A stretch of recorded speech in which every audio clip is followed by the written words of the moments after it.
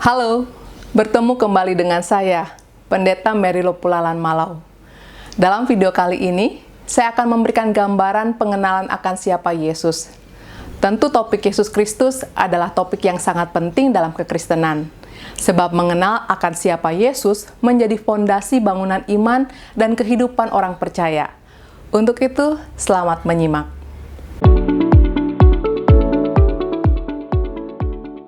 Arti nama Yesus di dalam bahasa Ibrani yaitu Yehosua atau artinya Tuhan menolong. Itu nampak jelas dalam sepak terjang kehadiran Yesus. Di sana kita dapat melihat bagaimana arti nama itu menunjukkan akan karya Yesus Kristus yang menolong dan melepaskan umatnya dari perhambaan dosa dan maut, serta memimpin kita semua untuk masuk Kanaan yang kekal.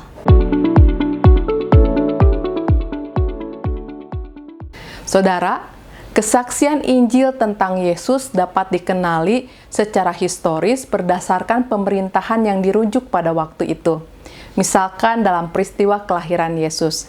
Jelas di sana, secara historis kita bisa melihat bahwa Yesus itu benar-benar lahir. Kalau kita perhatikan, nampaknya Yesus ada kira-kira sesudah tahun 6 sebelum Masehi. Dalam Perjanjian Lama ada 3 jabatan, yaitu Nabi, Imam, dan Raja. Dan ketiganya merupakan panggilan yang diberikan Tuhan Allah dalam bentuk pengurapan atau penahbisan.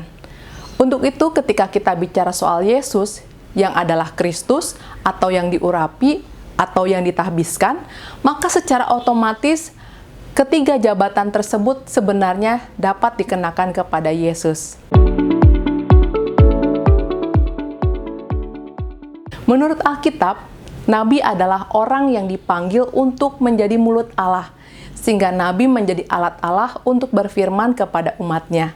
Dan jabatan Nabi di Israel berpuncak pada diri Yesus Kristus, sebab segala tugas Nabi telah dirangkumkan dan dipenuhi di dalam diri Yesus Kristus. Yesus bukan hanya menyampaikan tentang kebenaran, tetapi Ia sendiri adalah kebenaran dan hidup. Selain itu, Ia bukan hanya memberitakan tentang firman Allah, sebab Ia sendiri adalah firman yang sejak semulanya bersama-sama dengan Allah, dan Ia adalah Allah sendiri.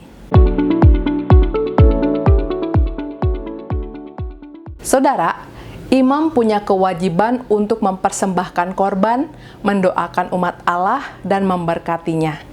Untuk itu, di dalam jabatannya sebagai imam, kita bisa melihat Tuhan Yesus bukan mempersembahkan korban dari darah binatang, melainkan Ia mengorbankan dirinya sendiri, satu kali untuk selama-lamanya.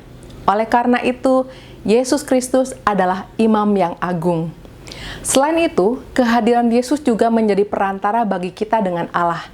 Bahkan, ketika Tuhan Yesus naik ke sorga, Ia meninggalkan damai sejahtera bagi para murid, dan dari sorga, Ia senantiasa memberkati umatnya. Seperti yang kita ketahui bahwa kewajiban raja ialah memerintah, melindungi, dan memelihara rakyatnya, maka untuk melindungi umatnya, Kristus telah berperang hingga menang dari kuasa kegelapan. Oleh karena itu, barang siapa telah menjadi miliknya, maka orang tersebut adalah orang yang telah dimerdekakan dari dosa dan maut. Bagi umatnya, Kristus menjadi kepala yang memerintahkan serta memelihara hidupnya. Topik Yesus Kristus adalah topik yang sangat menarik untuk terus dikaji. Akan tetapi, kali ini saya cukupkan pengantar sampai di sini. Semoga video ini semakin menggugah rasa ingin tahu saudara, sehingga kita semakin terus memiliki kerinduan untuk mengenal pribadi Yesus. Sampai jumpa dalam video selanjutnya. Tuhan Yesus memberkati kita semua. Amin.